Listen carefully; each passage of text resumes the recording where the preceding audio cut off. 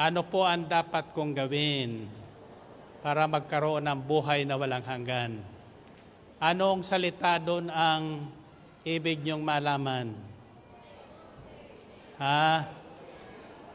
Mabuti. Sa English, good. Okay. Kayo ba'y naniniwalang mabuti ang ating Diyos?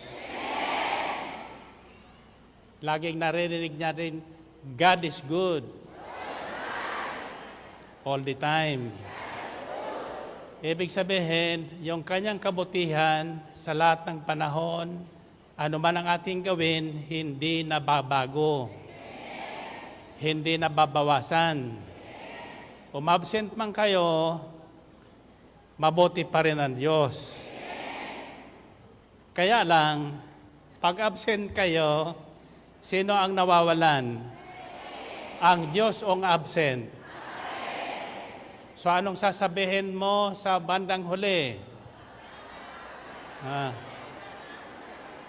Sasabihin mo, huwag kang a-absent Martes at Sabado. Gusto mong buhay na walang hanggan? Huwag kang a-absent Martes at Sabado. Anong sasabihin mo? Tingnan natin. 1 plus 1. 3 plus 3.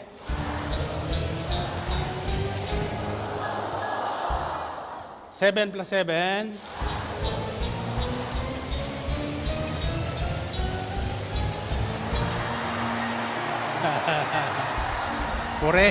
Purihin natin ang Panginoon. Okay, labas ang iyong mga prayer request. Ang loob o kabutihan ng Diyos. Ano ang panalangin ng 2 ibon? Sa mayaman.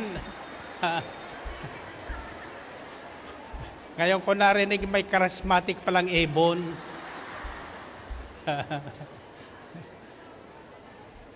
Papipiliin ko kayo. Anong gusto yung maging? Ibon o kamelyo? Okay, sabihin niyo, Panginoong Hesus, Ikaw ang Diyos na mabuti sa lahat ng panahon at sa lahat ng tao, tapat man o hindi tapat ang pag-ibig sa inyo. Ikaw ang Diyos na matulungin. Ikaw ang Diyos na tumutugon sa lahat ng aming pangangailangan araw-araw. Kaya naman, sa sandaling ito, hinihiling ko po dahil sa inyong kabutihan at kagandahang loob, tatanggapin ko ngayon din ang lahat ng kahilingan ko. Amen. Amen. Okay, purihin natin ang Panginoon. Baba ang mga hawak kamay, balik sa itaas ang kamay na nagpupuri ng malakas sa ating Diyos. Okay. Taas ang kamay. Sa bilang kong 3, yuyoko kayong 3 ulit at sasabihin nyo, mabuti ang Diyos, mabuti ang Diyos, mabuti ang Diyos. 1, 2, 3.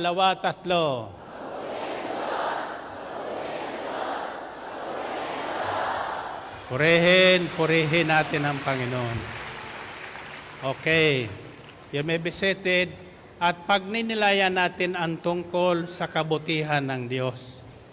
Madalas at maaring babalikan ang ebanghelyong ito sapagkat maski anong discouragement sa mayayaman, nakatuon pa rin ang tao sa pagpapayaman. Kahit mahirapan sila sa pagpasok sa kaharian ng langit, ibig pa rin nilang yumaman. Tatanungin ko kayo, Gusto niyo pumasok sa karya ng langit? Gusto niyo maman?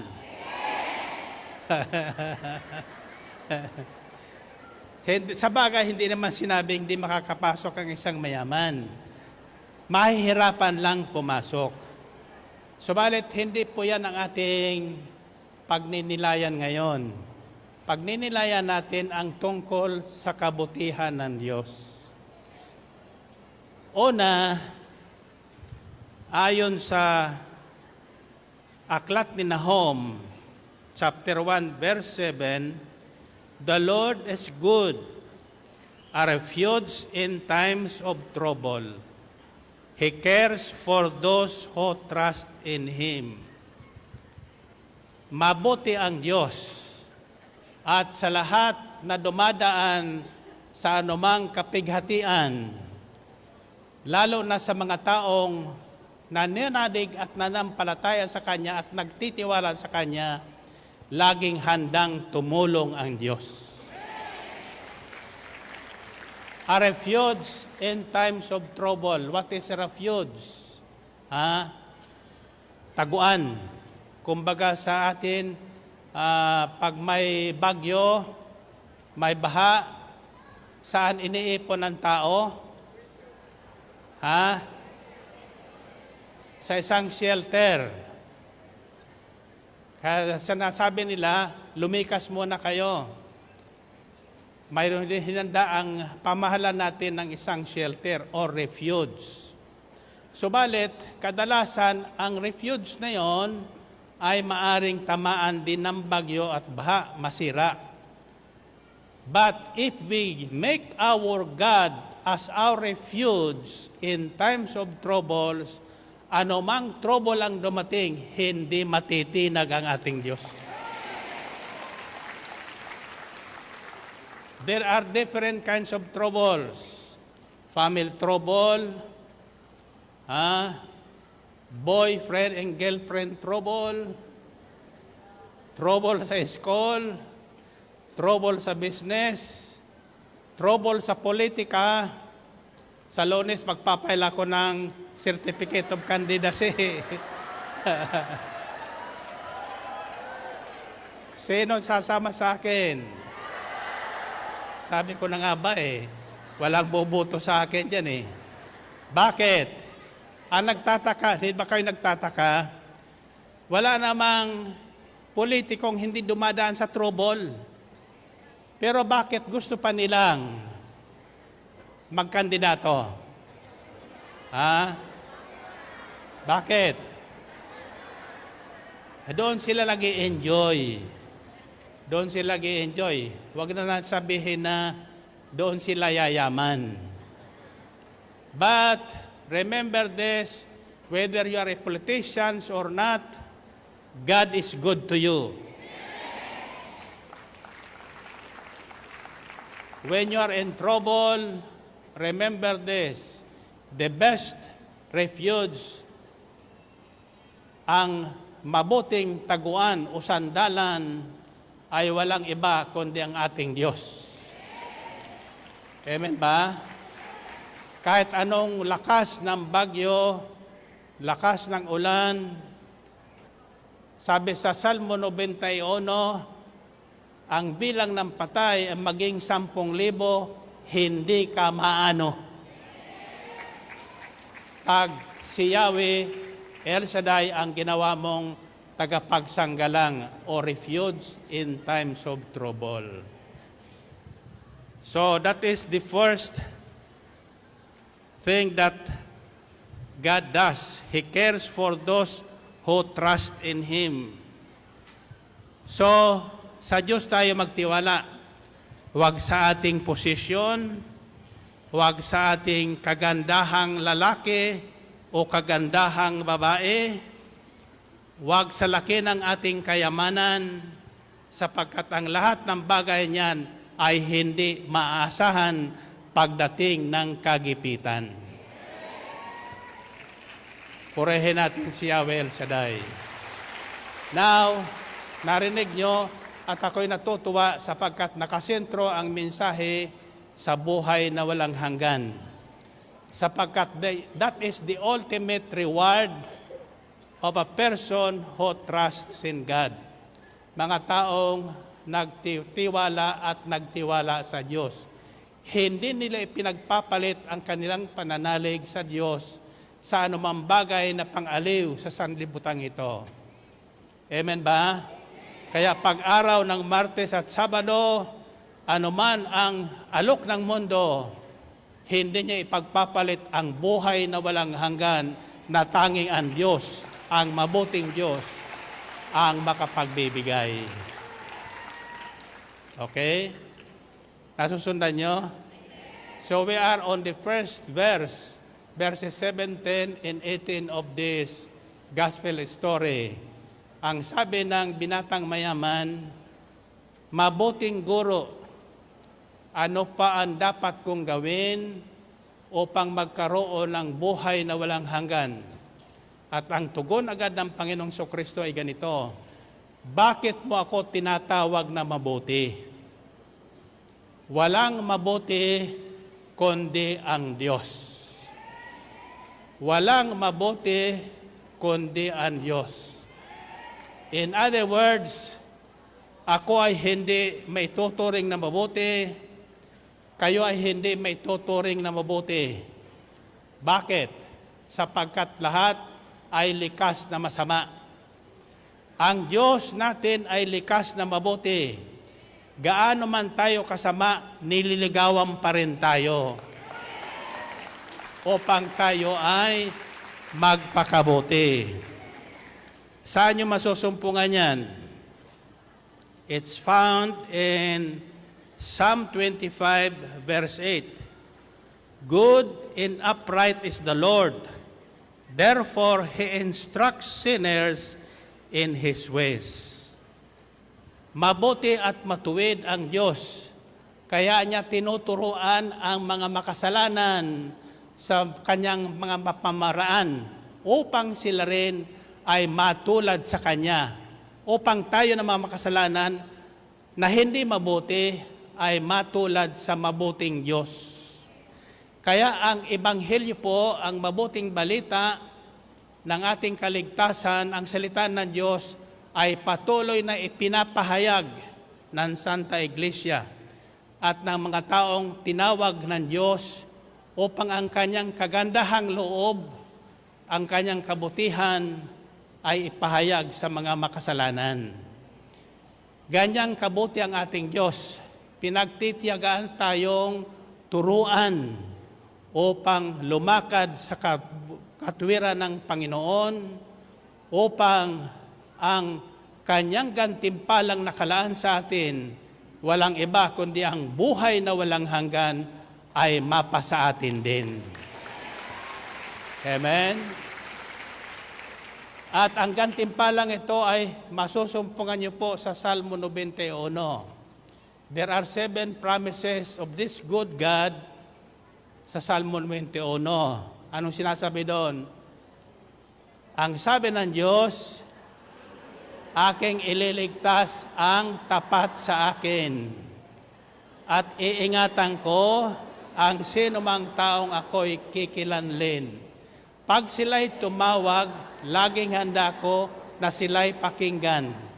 Aking sasamahan at kung may hilahil ay sasakluluhan. Aking ililigtas at ang bawat isa ay pararangalan. Sila'y bibigyan ko't gagantimpalaan ng mahabang buhay. At nakatitiyak na ang tatamuhin ay kaligtasan o buhay na walang hanggan. Purihin natin ang Panginoon. Purihin ng Diyos.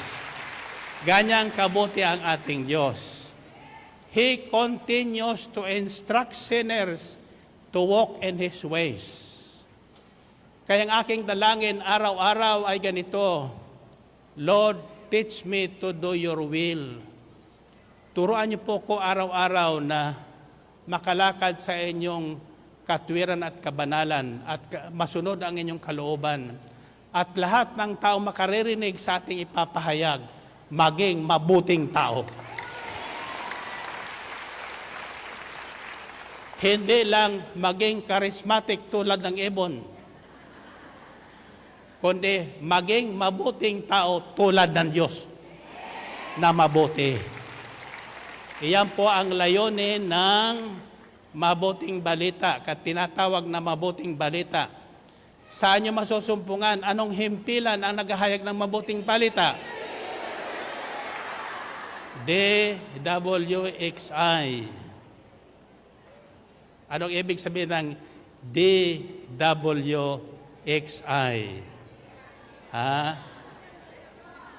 D stands for divine.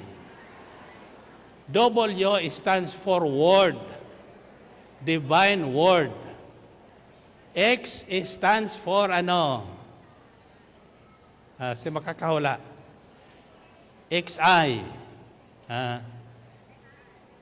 XI. O 1 plus 1 equals 3 daw yun. Ibig sabihin, sa DWXI, ang tao at ang mabuting Diyos nagkakasama. Kaya ito'y tinatawag na himpilang pinagpala, sapagkat lahat na taong nakasusumpong sa himpilang ito at nakikinig ng mabuting balita, tiyak pagpapalain ng mabuting Diyos. Sabihin niyo, blessed. And by the way, pag in-announce po ang I have good news for you, ito po ang inyong sasagot ng malakas. Thank God I am blessed. Yun talaw, yun lang, isisigaw nyo ha. Thank God I am blessed. Sapagkat ang mabuting balita na inyong maririnig, i-bless kayo.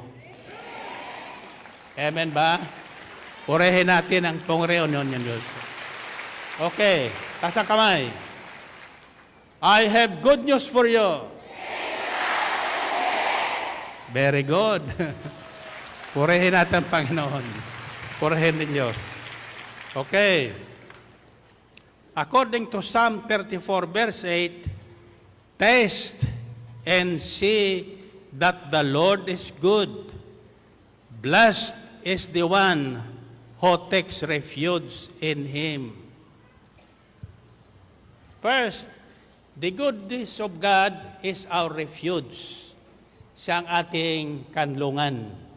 In times of trouble, makakaasa tayong may protection sa atin ng Diyos kapag siya ang ating pinuntahan.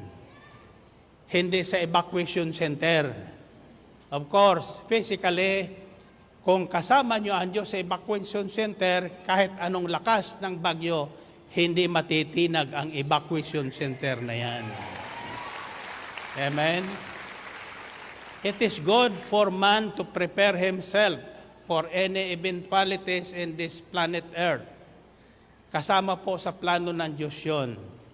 Kaya tayo tinuturuan ng Panginoon para yung ating buhay na kaloob sa atin ng Diyos ay mapangalagaan natin para tayo ay humaba ang buhay. Isang layunin ng Diyos ay humaba ang buhay ng tao kung lalakad lang tayo sa Kanyang kabanalan at katwiran. Bakit? Why did God created man?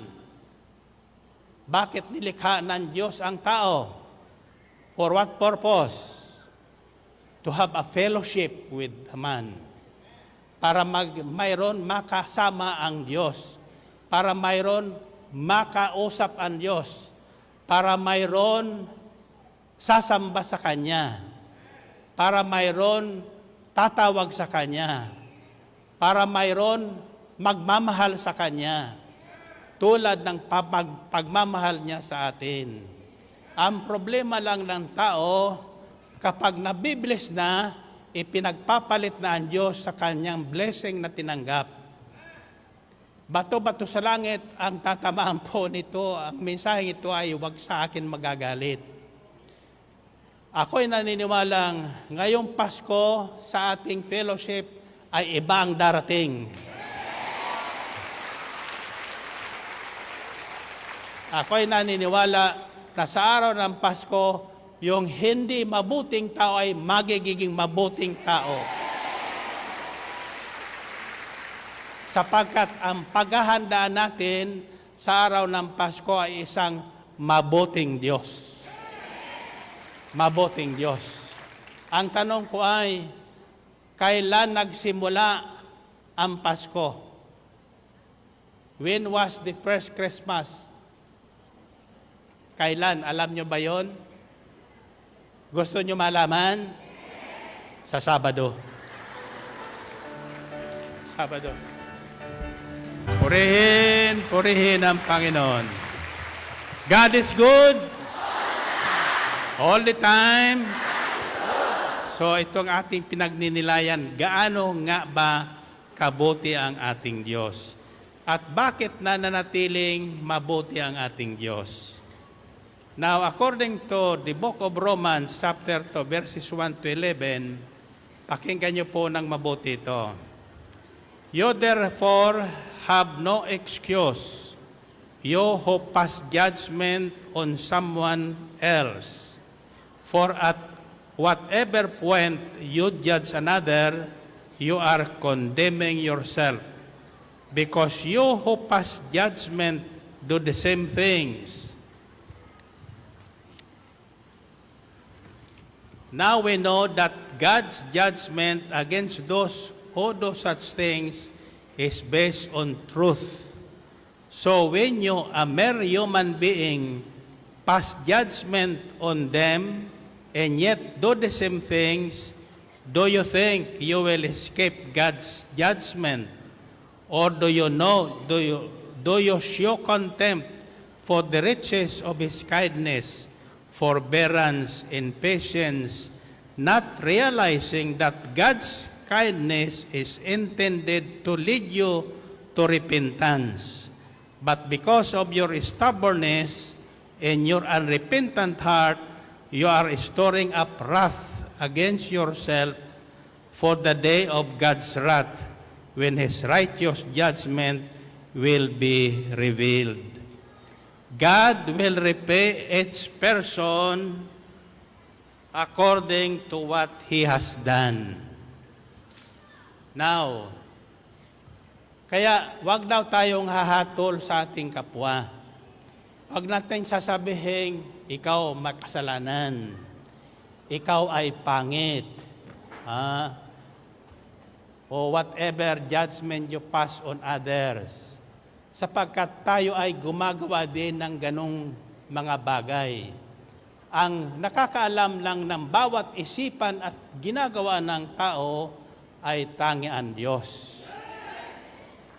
Taas ang kamay nyo. Now, God's goodness is balanced with His justice. Tatandaan nyo yan, ha? Mabuti ang ating Diyos, pero ang kanyang kagandahang loob o kabutihan ay may katapat po yan ng paghahatol sa bandang huli. Hahatulan yung mga lumabag sa kanyang kalooban, yung mga taong hindi nagbagong buhay, yung mga taong hindi natutong magpatawad sa kanyang kapwa, yung mga taong hindi nagsisi ng kanilang makasalanan, sa bandang huli ay hindi tatanggap ng buhay na walang hanggan. Amen ba? So, isa yan sa ating dapat iingatan. Huwag tayong hahatol kanino man.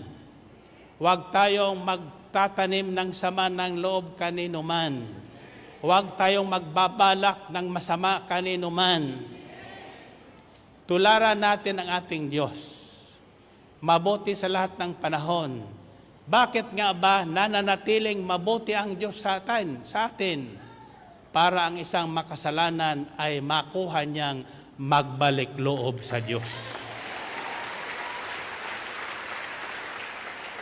And this is my prayer request and petition for this evening as we are preparing for Christmas. And I'm inviting everybody to come. To come.